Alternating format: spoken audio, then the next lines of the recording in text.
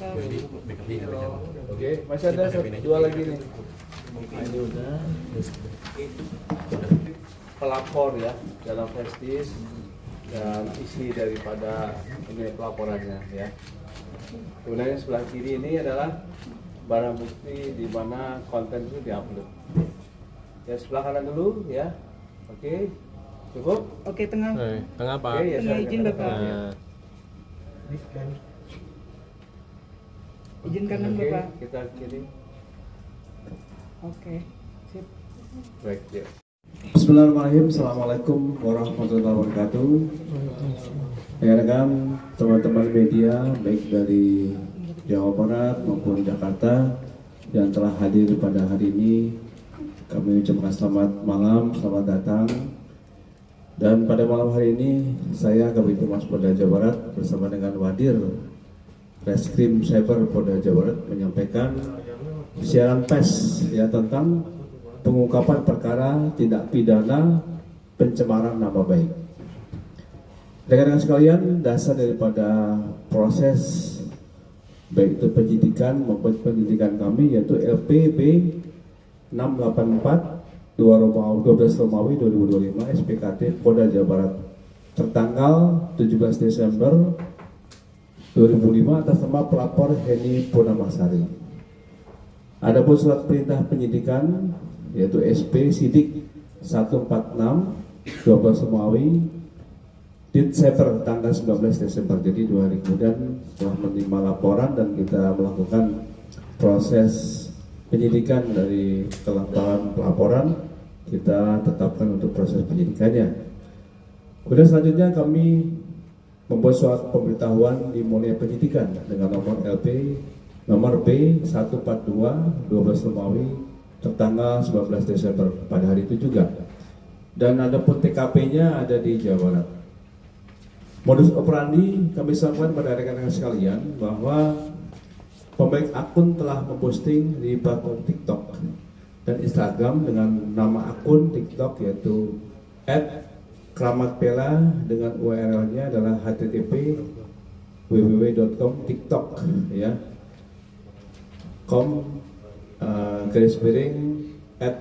@kramatpela dan akun Instagram dengan nama akun @radalcelebrity dengan URL-nya adalah http Instagram Radar Celebrity ya. Yang mana akun Instagram @radar-celebrity ini ditemukan masih masuk login ke handphone milik saudara RRR. Yang mana akun @radar-celebrity ini telah memposting beberapa kalimat penuduh yang tidak sebenarnya kepada pelapor. Jadi penekanan kami di sini adalah di mana akun Radar Celebrity telah memposting berupa kalimat menuduh yang tidak sebenarnya kepada pelapor.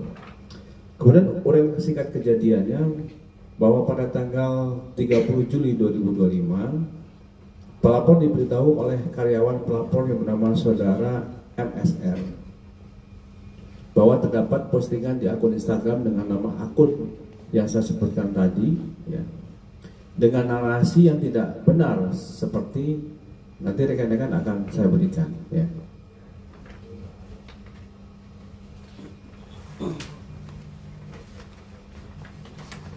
Apa substansi pernyataan di akun tersebut yang nanti akan saya berikan pada rekan-rekan.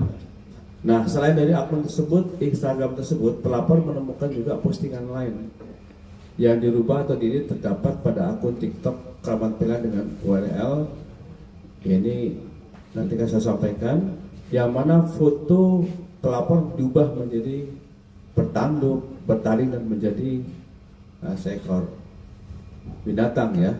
Dan ini membuat pelapor menjadi keberatan sehingga melaporkan hal tersebut kepada kepolisian.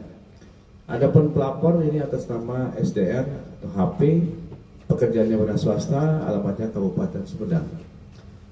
Adapun saksi-saksi yang telah dilakukan pemeriksaan saksi terhadap 3 orang saksi pendukung pelapor ya, yaitu saudara HP sebagai pelapor, kemudian MSR, saudari FS dan saudara DGP. Kemudian kami sudah melakukan beberapa pemeriksaan yaitu kepada ahli ITE, informasi dan transaksi elektronik, kemudian ahli bahasa dan ahli sosiologi hukum. Rekan-rekan sekalian, dari postingan-postingan yang telah dikumpulkan oleh pelapor dan sudah kita teliti, di sini ada 3 terlapor ya dalam hal ini. Yang pertama adalah saudara FM, pekerjaannya wira swasta di Kabupaten Garut. Kemudian saudara RRR, ini wira swasta juga, alamatnya di Kabupaten Garut. Dan saudara AF, ya, wira swasta, alamatnya di Bali. Rekan-rekan sekalian, dari barang bukti yang sudah kita sita tadi, rekan-rekan sekalian, tadi ada beberapa foto yang sudah kami berikan pada rekan-rekan. Ada 3 handphone, ya.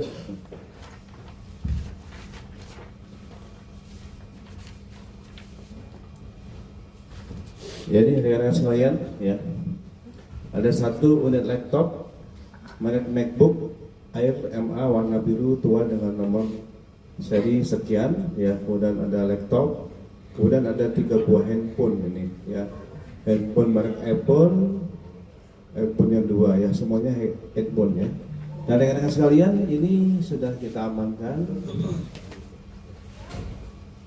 oleh para penyidik, ya, di Cyber Polda Jabar. Kemudian rekan-rekan sekalian, kenapa dari pelapor ini mengarah ke 3 terlapor, ya? Ini karena berdasarkan hasil gelar perkara, di mana undang-undang pasal yang dikenakan oleh bersangkutan ini adalah setiap orang dengan sengaja menyerang kehormatan atau nama baik orang lain dengan cara menuduh suatu hal dengan maksud supaya hal tersebut diketahui oleh umum, ya, karena di-share di media sosial dalam sistem elektronik sebagaimana dimaksud dalam pasal 27 huruf A Jo pasal 45 ayat 4 Undang-Undang Nomor 1 Tahun 2024 tentang perubahan kedua atas Undang-Undang Nomor 11 Tahun 2008, yaitu tentang informasi dan transaksi elektronik. Rekan-rekan sekalian, dari hasil penyidikan kami dengan pasal yang kita tetapkan tadi itu, ini dipidana dengan pidana penjara paling lama 2 tahun dan denda paling banyak yaitu 400 juta.